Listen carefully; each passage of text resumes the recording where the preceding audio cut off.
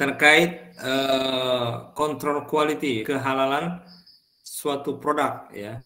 Di sini diberikan oke, ya, baik.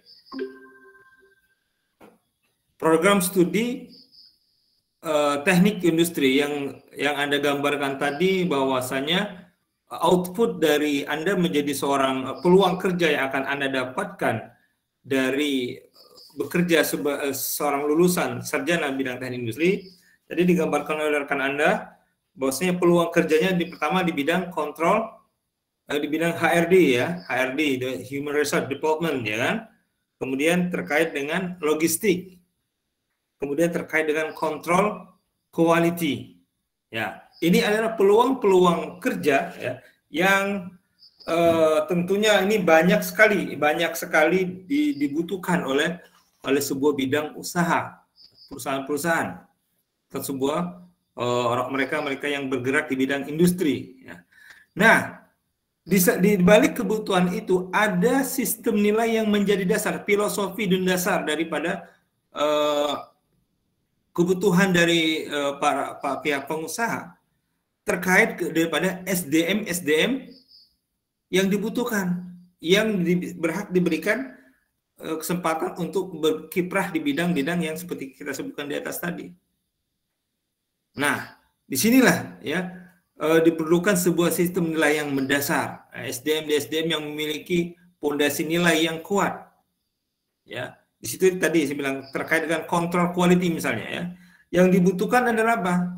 Kejujuran dari pihak pengusaha, ya, kemudian kejujuran dari pihak pekerja, dan kejujuran dari pihak berwenang yang ketika mempertanyakan soal kualitas ataupun quality daripada suatu produk ataupun kehalalan dari satu produk. Nah, disinilah kenapa Anda diberikan nilai-nilai agama, ya, nilai-nilai agama.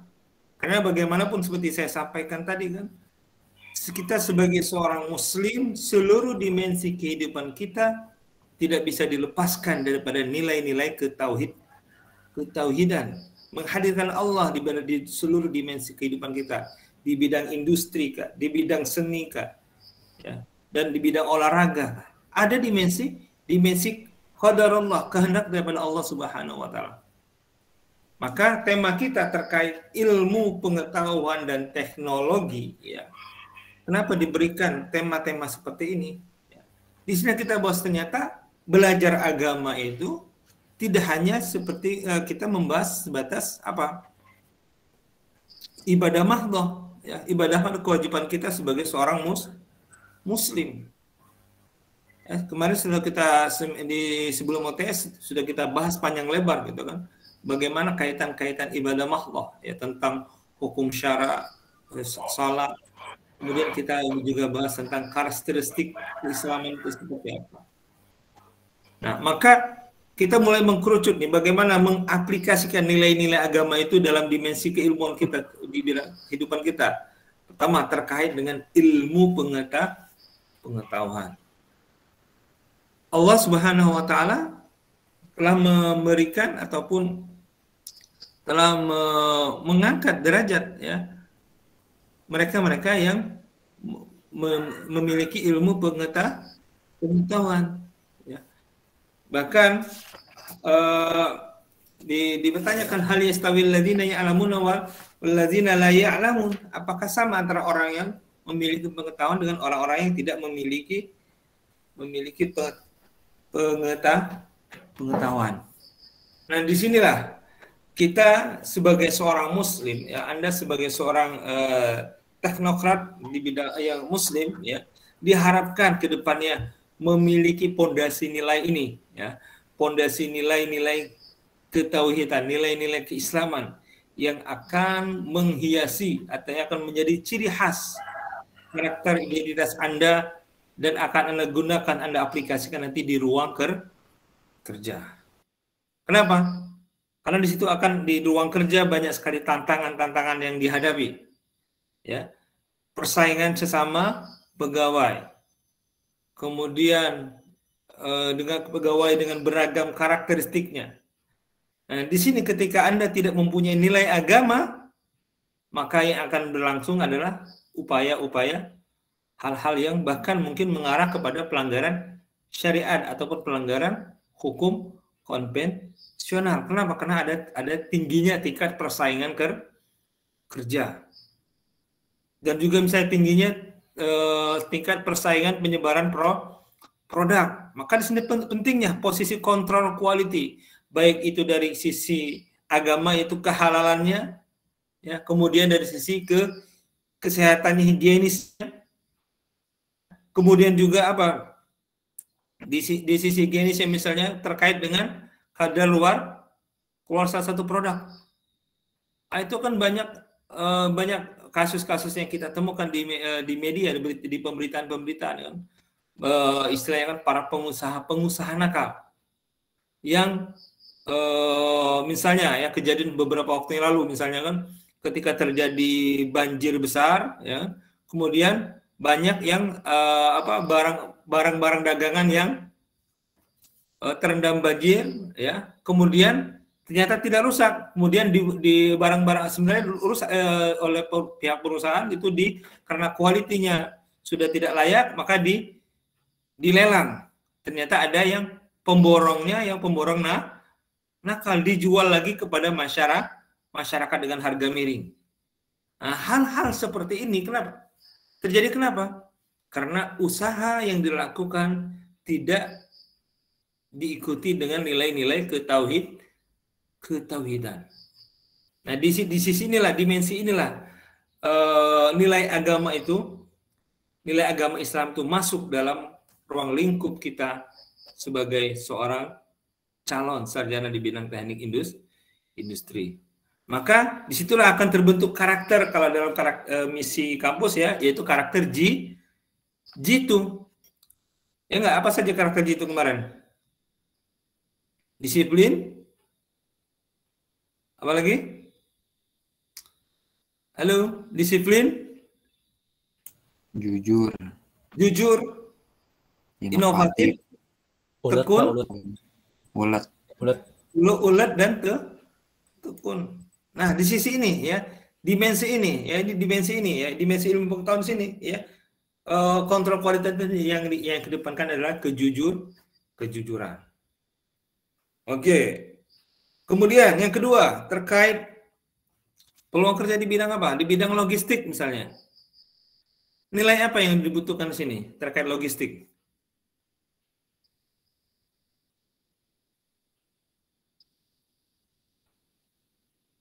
Apa? Nilai apa? Yaitu amanah. Ya, berapa banyak? Saya nih, alhamdulillah dari keluarga pedagang gitu ya kan.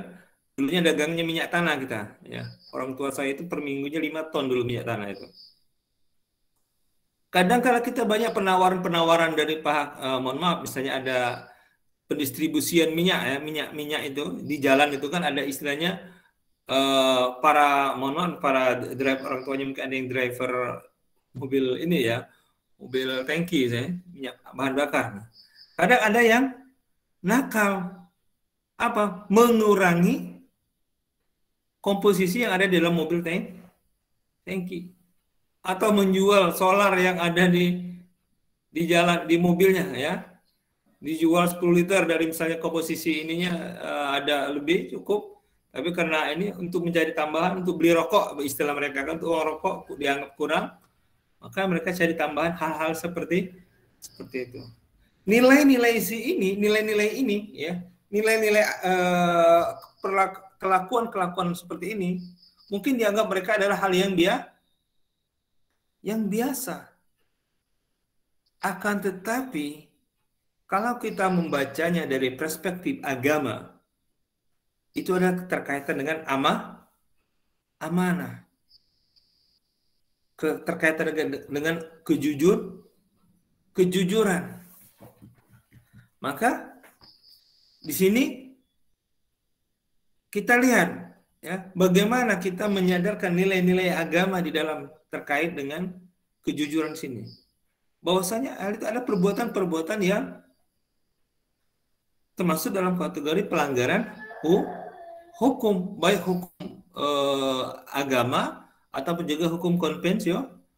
Itu perbuatan curang, tidak amanah. Berapa banyak kaum sebelum kita, ya, kaum sebelum Islam itu dibinasakan oleh Allah Subhanahu wa taala karena tidak amanah, karena tidak jujur dalam persoalan apa, misalnya dalam persoalan timbangan. Nah, dimensi inilah ya, di samping Anda terus dibekali dengan ilmu pengetahuan dan teknologi, maka nilai-nilai keagamaan, nilai-nilai Pancasila, nilai-nilai etika, nilai-nilai karakter, nilai-nilai budaya Sunda, ya, yang membentuk karakter Anda nantinya, ya, itu hendaknya menjadi identitas Anda, dalam karakter Anda dalam menjalani profesi Anda nanti di bidang kerja. Ya. Menjadi seorang yang profesional dan juga seorang yang amanah dalam menjalankan kinerja Anda sebagai seorang sarjana di bidang teknik industri. Ya, ini ya. Jadi berikutnya, baik, peluang kerja berikutnya di bidang HRD, Human Resource Development. Apa yang dibutuhkan di sini kira-kira? Nilai apa dibutuhkan? Yang mendasar. Personal yang seperti apa yang dibutuhkan? Ini kan terkait dengan pencarian ataupun penerimaan seorang pegawai, ya, calon pegawai, ataupun personalia, ataupun mereka yang menganalisa kinerja pegawai. Yang dibutuhkan di sini apa? Nilai apa? Fatonah, kecerdasan, tabligh, ya, sebuah inovasi penyampaian dalam menyampaikan presentasi produk. Maka di sini dibutuhkan nilai-nilai kecerdasan. Maka Islam, ya, telah memberikan batasan-batasan ataupun memberikan rambu-rambu ataupun petunjuk-petunjuk agar kita menjaga akal pikiran kita. Potensi-potensi apa yang dapat merusak akal pikiran manusia? Maka di antara maqasidus syariah, ya, tujuan daripada ditetapkan syariat itu ada apa? Yaitu untuk hifzul akal, menjaga akal. Dalam rangka menjaga akal ini, perangkat apa yang dibutuhkan? Pertama, itu harusnya ada larangan. Maka dibutuhkan adanya larangan apa? Di antaranya misalnya diharamkan kita minum alkohol yang memabukkan. Nah, mungkin sebelum Islam datang itu masyarakat jahiliyah mereka menikmati keberhasilan, kesuksesan suatu usaha itu dengan cara mabuk-mabukan, menyelesaikan masalah dengan cara melupakan suatu masalah, ya, itu dengan cara mabuk-mabukan. Bahkan dalam syariat Islam pun, ya, pada awalnya sebelum khamar dilarang, ya, itu bahkan ada sahabat yang sholatnya sambil mabuk, dalam kondisi mabuk. Maka muncullah larangan berikutnya, larangan meminum sholat dalam kondisi mabuk. Wala taqrabus sholata wa antum sukara. Janganlah kalian sholat sampai dalam keadaan Anda dalam kondisi mabuk. Kenapa? Kondisi mabuk itu kan, ya, akal tidak berfungsi dengan baik. Yang muncul adalah apa? Keberanian, ya, melakukan sesuatu di luar daripada nalar kita. Bahkan induknya kemaksiatan itu adalah berawal dari minum-minuman yang memabukkan. Nah, sekarang ini kan bukan hanya khamar yang bentuk-bentuk yang memabukkan itu kan, yang kita kenal dengan sekarang apa? Narkoba. Ini lebih parahnya tidak. dampaknya. Walaupun dari sisi ekonomi profitnya besar, ya enggak? Perputaran uang dari narkoba itu triliunan, tapi dampak sosial yang dimunculkan, dampak peradaban, kehancuran peradaban dimunculkan itu lebih besar lagi. Nah, disinilah kita lihat bagaimana Islam memberikan nilai-nilai dasar ya dalam di tengah ilmu pengetahuan dan teknik kita diberikan dasar-dasar ilmu, dasar-dasar nilai agama untuk membatasi mana yang boleh, mana yang tidak, mana yang layak dilakukan, mana yang harus dihindari. Ya, di sini fungsi Al-Quran sebagai hudan linnas, petunjuk bagi seluruh manusia. Oke, baik. Sampai di sini. Ada yang ditanyakan atau konfirmasi? Silakan.